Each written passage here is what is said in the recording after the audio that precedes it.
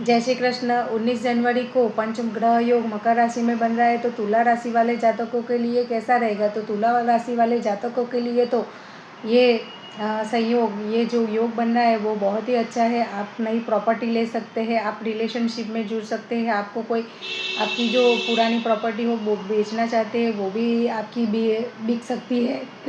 नई प्रॉपर्टी ले सकते हैं, और आपकी रिलेशनशिप में अगर प्रॉब्लम चल रही है वो भी सॉल्व हो सकती है। लेकिन आपको बड़े बड़े डिसीज़न लेने पड़ेंगे, और आपके भाई बहन के रिलेटेड आपको इश्यू देखने को मिल सकते हैं, उनका तलाक हो ऐसी भी संभावना हो सकती है।